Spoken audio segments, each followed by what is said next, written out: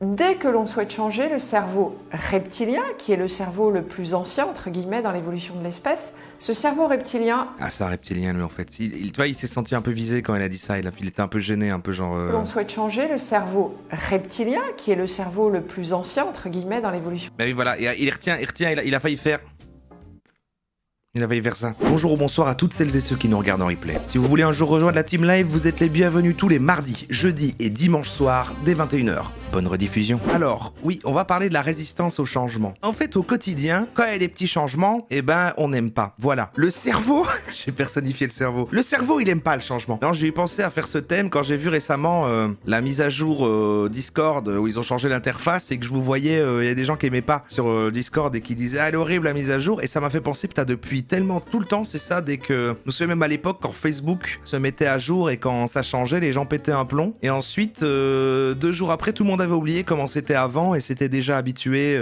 Même nous, hein, quand je change un truc dans les lives, je sais pas moi. Alors ça fait longtemps qu'on a le même horaire, mais quand je change un horaire, quand je change une habitude, une structure de comment fonctionne la soirée, ou même la dimanche, on n'a pas fait le truc de la trilogie du dimanche, eh ben, il y a toujours un petit truc de ah, pourquoi c'est pas comme d'habitude. Ou même, j'essaie de trouver un exemple plus frappant avec nous, ou quand j'ai dit je vais arrêter de mettre ChatGPT et que vous avez dit non, on veut ChatGPT par exemple. Et donc moi-même j'ai ce problème, hein. C'est vrai que les petits changements imprévus dont je ne décide pas, ça me perturbe, je crois que c'est humain. Quand tu changes de t-shirt, je pète un câble. À l'inverse, moi j'aime le changement quand je le choisis, quoi. J'aime bien les gros changements de vie, je trouve ça stimulant, mais bon là tu vois, tu le choisis, c'est pas pareil. Mais c'est vrai que quand il s'impose à toi, bof. Alors j'essaie de trouver des vidéos qui parlent de la résistance au changement. Et on va en même temps parler un petit peu de quand quelque chose change, d'à quel point ça nous perturbe, même si j'ai remarqué, quand on aborde ce sujet-là, eh bien, ça parle directement du monde du travail, en fait.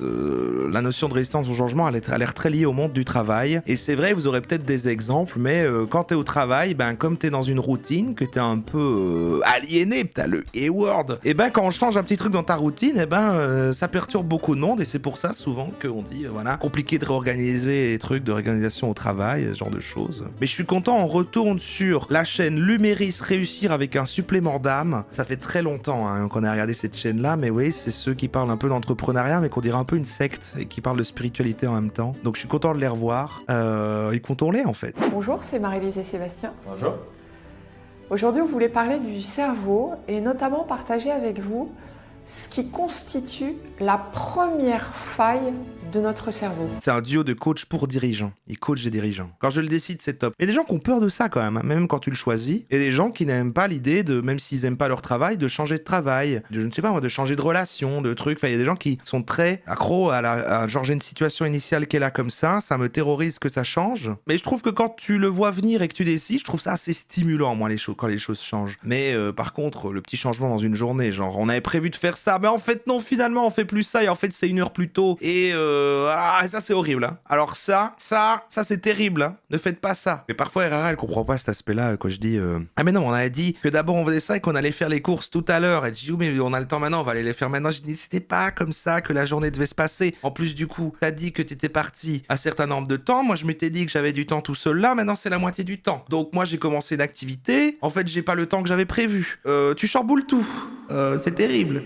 Non, moi j'aime pas non plus les petits imprévus du quotidien. Je crois que c'est tout le monde un peu ça, non? Enfin, il y a des gens qui s'adaptent plus facilement, j'imagine. Et en fait, cette première faille, on la garde, mais depuis très très longtemps. Elle est ancrée dans notre cerveau. Et vous allez comprendre qu'on peut bien évidemment déjouer cela pour obtenir des résultats supérieurs. Donc vous savez probablement maintenant que nous sommes passionnés de neurosciences. Ah waouh! Ce qu'il faut comprendre, c'est que nous avons 70 caméras. Quasiment le même cerveau que l'homme il y a 70 000 ans. Donc même si notre quotidien n'a plus rien à voir avec le quotidien de l'homme et de la femme des cavernes, pour moi c'est un robot. Finalement, notre cerveau réagit avec ce même patrimoine. Ah, ça prend du temps là à faire comme ça en live, j'ai envie de mettre des bruits de robots avec lui. Même culture, avec ces mêmes réflexes qu'à une époque où on pouvait croiser un mammouth en sortant de son lieu d'habitation. J'en ai vu un d'ailleurs. Et donc... Elle n'est pas encore au point sur les blagues, il attend la mise à jour. C'est comprendre finalement une partie des réactions qui nous échappent au quotidien. Ouais.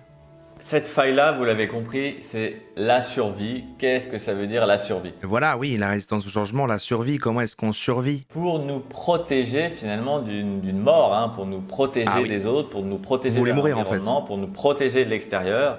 Donc la mission finalement qu'a reçu le cerveau, c'est d'abord de nous protéger, c'est-à-dire de nous maintenir en vie. Donc quand on a compris ça, on a compris que quelques phénomènes se sont passent bizarres, hein. pour nous bloquer dans plein de choses. Mais ils sont coachs de dirigeants, mais ils mettent beaucoup de notions de spiritualité dedans. J'espère qu'ils vont en parler là. Réussir avec un supplément d'âme. En fait, ils sont coachs de dirigeants, mais il y a un peu de New Age dedans, quoi. Tout changement, finalement, est source à un moment ou à un Ils autre sont de peur. dissociés. Pourquoi? Parce que dès que l'on souhaite changer, le cerveau reptilien, qui est le cerveau le plus ancien, entre guillemets, dans l'évolution de l'espèce, ce cerveau reptilien, Ah, c'est un reptilien, lui, en fait. Tu vois, il s'est senti un peu visé quand elle a dit ça. Il était un peu gêné, un peu genre... l'on souhaite changer, le cerveau reptilien, qui est le cerveau le plus ancien, entre guillemets, dans l'évolution. Mais oui, voilà. Et il retient, il a failli faire... Il a failli faire ça. Ce cerveau Ça se reptilien, voit. lui, son job, c'est de faire en sorte que rien ne change. Donc, dès qu'on est dans une configuration où on sort de notre zone de confort, où on plonge dans la piscine d'un monde un peu inconnu, où on va dans le grand bassin finalement, le cerveau reptilien s'agite et dit, envoie ce message très précis et dit Ouais. non, non, ne change rien, n'y va pas, ça pourrait être terrible, surtout ne pas y aller, surtout ne rien changer. Voilà, voilà. En train de vous culpabiliser, les artistes, là. Ils disent non, non, non, moi là, les IA, moi, c'est non. Et donc ça explique finalement que dès que nous sommes en situation de devoir changer, J'avoue, maintenant, ce qu'a fait Sévrance sur à chaque fois qu'on voit des gens business bizarres, d'associer ça à ça, c'est fort. Bon, là, on se moque peut-être un peu beaucoup. S'ils passent par là, je pense qu'ils vont mal le prendre. Et ils ont l'air. Ils me font peur. Enfin, je veux dire, j'ai l'impression qu'ils ont le pouvoir de me détruire. Mais j'espère que vous savez qu'ici, on est juste goguenard. Mes amis de Luméris réussiraient avec un supplément d'âme. Essayez de nommer qu'est-ce que vous n'arrivez pas à faire ou quelles sont vos peurs. Premier point. Une fois que vous avez nommé ces peurs, la deuxième étape consiste à prendre l'inverse de cette peur-là. C'est-à-dire, par exemple, si je fais cette formation, oh là là, ça va rompre avec mes habitudes. Non, cette formation, c'est génial. Cette formation, c'est de l'abondance pour moi. Cette formation, c'est un apprentissage qui va me permettre de progresser dans mon business, ou qui va me permettre d'avoir un meilleur salaire, qui va me permettre d'être meilleur, d'être plus joyeux. Ouais, ok. Ouais, il a été... L'abondance, ça, c'est un mot-clé. On l'avait pas entendu depuis longtemps. C'est-à-dire qu'on est en train de construire une autoroute neuronale. Ça, vous devez vous le répéter au moins pendant 21 jours. Et l'idée, c'est de se le répéter encore plus longtemps que ça. Au moins une fois par jour pendant 21 jours. 21 Répétez-vous jours la même chose. C'est génial, c'est super, c'est waouh, tout ce que vous voulez. Pour programmer son cerveau. On crée une autoroute neuronale, c'est-à-dire qu'on crée un chemin et on enlève le chemin de la peur. D'accord? C'est vrai qu'ils font ça chez Lumon. Et le troisième point, qui est une méthode aussi qui est très efficace, C'est la pièce là, le truc où ils vont, où ils répètent la pièce où ils sont punis. Rien à voir, mais alors je sais pas si je vais lire, mais j'ai vu qu'après il y avait Tchol. Mais du coup, bite en belge c'est Tchol. Est-ce qu'il y a une expression pour dire qu'on se bourre la gueule en belge? Ça n'a rien à voir, mais ça questionne beaucoup. Spécifique pour dire se bourrer la gueule? En fait, je connais plein de mots, mais je sais pas si c'est typiquement belge. un petit peu plus aguerri, mais on vous la donne aussi, c'est que dès que Se vous tcholer. sentez la peur, par exemple, vous voulez faire une formation, vous voulez trouver un coach, ou vous voulez tenter une action, eh bien, ne réfléchissez pas. Se murger, se mettre une gaze, se couler une drache, souffle-t-il à Tchol. Ouais, je pense. Se mettre une mine. Ouais. Mais tout ça, c'est typiquement belge ou j'en sais rien, moi. On vous invite à tester une nouvelle action de business. Eh bien, avant 5 secondes, prenez la décision, oui, j'y vais. Ne laissez pas la possibilité à votre cerveau d'atteindre 5 secondes parce qu'au bout de 5 secondes, c'est là où l'esprit cartésien et l'esprit reptilien Ouais. vont vous donner toutes les peurs. Parce qu'en fait, c'est ce qui est rationnel, en fait. C'est ce qui veut nous protéger, c'est l'esprit reptilien. Ça qui veut, qui résiste au changement, en fait, pour notre survie. Mais en fait, ne vous inquiétez pas, aujourd'hui, il n'y a plus de notion de survie. Il faut calmer ça et aller vers ça. Donc, les artistes qui détestent l'IA sont des reptiliens. C'est ma conclusion. Donc, vous pouvez un peu court-circuiter votre cerveau. Vous avez 5 secondes. Et une fois ces 5 secondes passées, Oui, j'avoue que là, ça... Je sais pas s'ils vendent derrière. Je crois qu'eux, ils vendent plus du coaching, machin. Je sais pas s'ils vendent des formations directement. Mais c'est vrai qu'ils sont vraiment en train de faire... Arrêtez de réfléchir. Vraiment, achetez les trucs bizarres qu'on me propose sur Internet. vous rentrez dans la mécanique, t'as peur, mais t'as des raisons de pas y aller, mais oui, regarde. Non, 5 secondes. voilà, et pour résumer, donc Oh, il est devenu un carré blanc. comprenez que le cerveau qui est le nôtre aujourd'hui, Ils ont censuré à mon avis parce qu'ils savaient plus maintenir sa forme humaine. Là, il est redevenu reptilien. Et ils ont dû dire, bah ça on peut pas garder au montage. Se maraver la gueule. Moi j'adore toutes les expressions liées au fait de boire parce qu'il y a vraiment un truc, un appui. En fait ça et toutes les drogues en fait, c'est la notion d'autodestruction quoi. ce cerveau et notamment le cerveau reptilien va s'agiter pour que rien ne change. Et enfin, prenez ce réflexe de déjouer ce cerveau Sans filer la reptilien quille. en agissant très concrètement et notamment sur cette durée, ces 5 secondes qui vont vous mettre en configuration d'être plus fort que le cerveau reptilien. D'accord, c'est pas mal. Vous êtes rigolo, c'est vrai qu'on n'a pas beaucoup écouté, mais vaincre la résistance au changement, est-ce qu'on peut écouter Gabriel? Et apparemment, ça parle pas que de boulot, ça parle plus de changement de vie, se lancer et tout. Et là, on peut parler de ça en fait. Qui ici est dans une situation de voilà, j'ai un taf mais c'est chiant, mais en fait j'ai un projet, j'aimerais faire ce projet et plonger à bras le corps dedans, mais c'est risqué. C'est risqué, mais en fait, ça me fait rêver, mais c'est risqué, et en même temps la sécurité de l'emploi. Un mail il y a quelques jours de quelqu'un qui me parlait de résistance au changement et j'ai eu envie de faire une vidéo là-dessus tout simplement parce que c'est un sujet qui me passionne. Moi je veux devenir graphiste, mais j'hésite grave. T'as vu la vidéo avant, hein, ça vaut mieux pas là. Avec les IA là, c'est... Alors la résistance au changement, c'est quoi? C'est tout simplement cette force qui va s'opposer à nous dès l'instant qu'on fait quelque chose qui globalement est en dehors de notre zone de confort. Ça peut être par exemple... Mais c'est vrai que quand on parle de résistance au changement,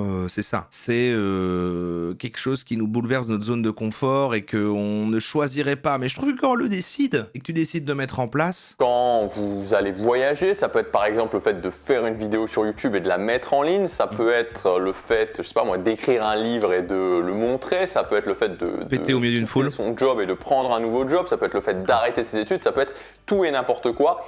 À partir du moment où vous devez quelque part prendre une décision et prendre des actions ensuite, il y a la résistance au changement qui va se mettre en place.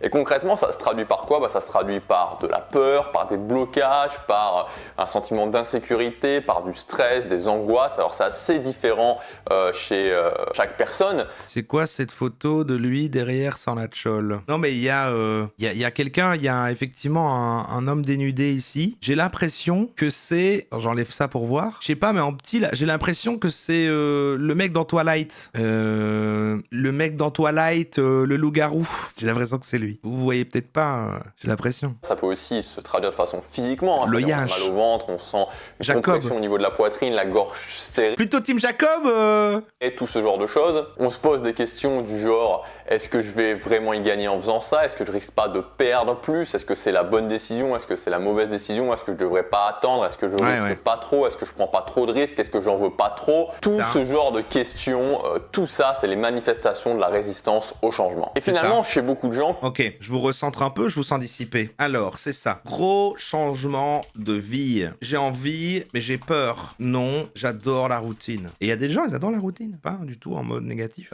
Déjà fait, regrette. Déjà fait, bon choix. Ou je vais le faire là. Je vais le faire là, c'est bon. Voilà. Non, là, ce sondage-là, il est bien, je trouve. Alors, participez-y, hein. Franchement, c'est clair. C'est clair dans les propositions. Alors, gros changement de vie, on entend souvent...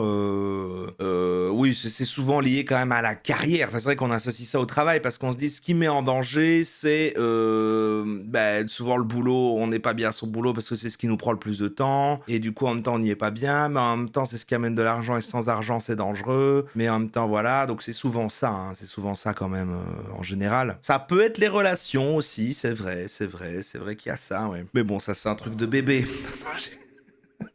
Non mais moi je pense que je l'ai quand même fait à un moment de ma vie. C'est vrai que c'était quand justement j'étais parti de Bruxelles alors que je suis une agence de pub en mode je vais revenir et je vais faire du freelance, et en même temps je lançais YouTube et tout. C'était le gros changement un peu risqué que j'ai fait en mode j'ai un salaire, ça va, c'est cool, ça se passe bien, et je vais me mettre en danger. Mais sinon voilà, j'estimais pas que c'était si dangereux à ce moment-là. On me disait que oui, moi ça va. Déjà fait, bon choix, 41% qui gagnent. Et des gens qui ont déjà fait que c'était un bon choix qui gagnent 41% quand même, c'est bien ça. Voilà, c'est positif. J'ai envie mais j'ai peur, 25% c'est la suite. Donc j'adore la routine, 15%. Et je vais le faire là, c'est bon, 15%. Et déjà fait, regrette, seulement 4%. Vous avez vu, les gens qui font un grand changement dans leur vie, ce qui est tombé le plus bas, c'est les gens qui regrettent. Alors les gens là qui ont voté ça doivent se dire putain, j'ai vraiment pas eu de chance du coup. Et voilà, malheureusement, bah ouais. Mais on dirait que finalement, ça s'est bien passé pour tout le monde, quoi. Je l'ai fait, je regrette fort. Ah ouais. Moi, j'ai jamais regretté de faire un changement de quoi que ce soit, quoi. Parce que moi, nouveauté et le changement sera toujours mieux que répéter un truc existant, la routine, quelque chose que tu connais. Je sais que même si tu te mets en danger, si c'est nouveau, c'est toujours plus stimulant, mais c'est ma vision de la vie. Après, chacun est différent, quoi. Je comprends qu'à l'inverse, des gens s'épanouissent dans les habitudes, c'est tellement logique aussi, tu vois. On va se confronter à cette résistance au changement et donc on va se confronter à ces sentiments qui sont, il faut quand même le dire clairement, c'est pas très, SDF tout millionnaire. très agréable à vivre. Et donc, quelque part, ça ne va même pas bloquer nos actions, mais ça va carrément bloquer nos décisions. Alors, comment la vaincre, cette résistance au changement? En fait, pour vraiment la vaincre, il faut comprendre qu'on ne peut pas l'éliminer. C'est la première chose. On ne peut pas l'éliminer. Si le changement, c'est que t'es pas bien dans ce que tu fais, sinon tu restes dans ta routine confort et c'est cool. Je sais pas, et tu peux être... alors moi, le seul moment où je fais un changement, en effet, j'étais objectivement pas bien, mais je comprends des gens qui peuvent se dire je suis pas bien par la répétition de ce qui se passe parce qu'il n'y a plus aucune surprise ou aucun problème à régler. C'est-à-dire tu peux aimer tous les aspects de ta vie. Sur le papier, tu vas dire bah là, tout est bien, tout est nickel. Mais vouloir un bouleversement juste pour, je sais pas,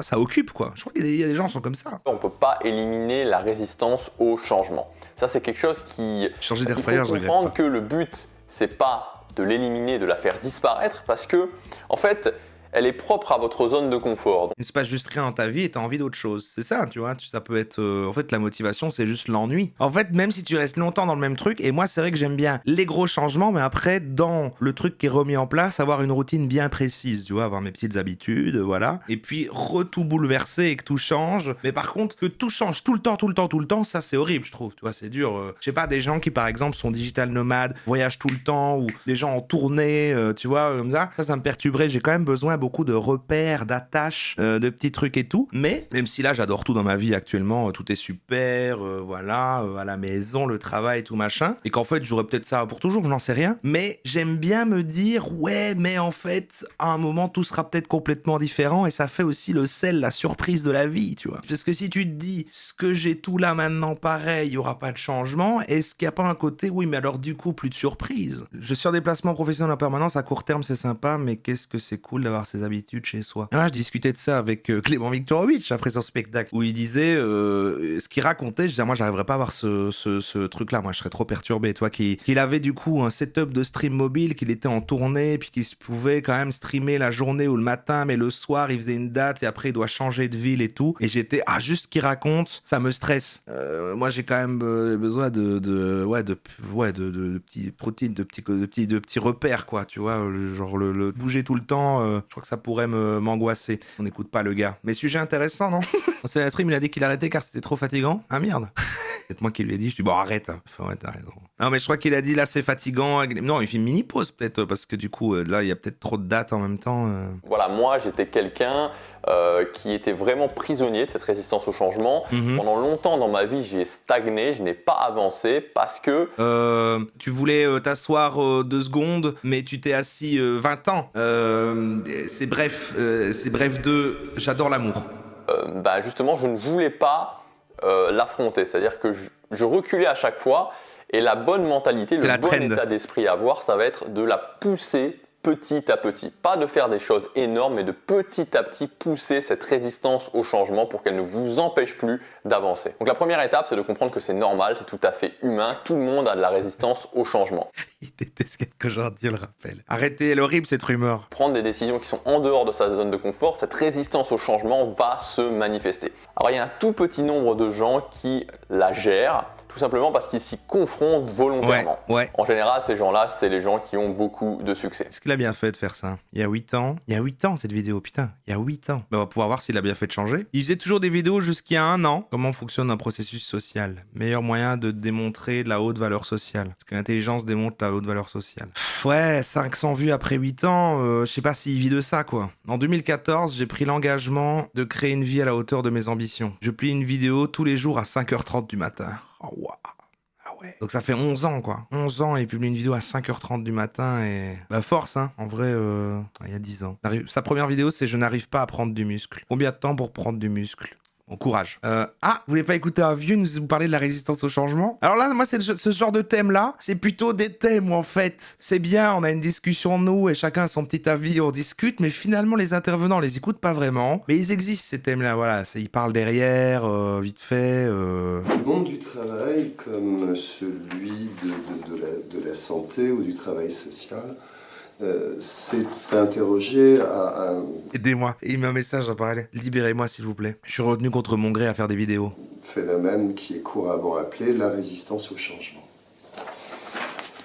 Cette résistance au changement, sur un mode très traditionnel, est associée à une forme de conservatisme, d'immobilisme. Ah, vous voyez, mon titre est juste. On est tous conservateurs au final. Et en fait, les gens conservateurs, comme ils ont expliqué tout à l'heure, les autres, ils ont le cerveau reptilien. C'est tous des reptiliens en fait. Et les progressistes, les woke, c'est les pas reptiliens. Et c'est ceux qui du coup aiment l'IA. Bah non, ah, ça ne marche pas. J'essaye de... Faux diffamation. On identifie cette résistance au changement comme liée à des traits de personnalité. Mais je trouve qu'il a l'air d'un expert, quoi. Tu vois, il parle un peu comme ça. C'est vrai. Après, je trouve qu'on a envie de le croire. Il est vieux en plus. Il a 40 ans comme moi. C'était mon prof de socio. Allez. Je vais évoquer ici 5 causes. Ah, début de démence. Oh, vous dosez peu. Tu fais trop bien le pédopsychiatre, Oro. Tu viens de me traiter de pédo? Bon là, avec Christophe Dejour, etc. La résistance au changement, en fait, serait plutôt un symptôme. Le symptôme du besoin. Mais un pédopsychiatre, c'est pas un nom de métier qu'on raccourcit, quoi. Sujet Ouais, de c'est chaque pas, individu, de chaque salarié, de se voir reconnu et de se sentir exister. Les résistances au changement, en fait, traduiraient ce besoin de points de repère et de référentiels communs En pédopsie, on dirait un Pokémon. en question à l'occasion d'un changement. C'est terrible. Bon bah c'est fini en fait, c'est fini. Non mais c'était pas mal de parler du changement. Pour moi c'était comme une partie de à l'IA. Donc voilà. En plus j'ai ouvert plein de vidéos sur la résistance au changement. J'ai demandé à ChatGPT de les classer en me disant bah voilà lesquelles en fait parlent le moins du travail parce que c'était très travail. Et en effet lui il parle dans la société donc il parle pas directement du travail. Elle a oublié de me dire que c'était un peu chiant.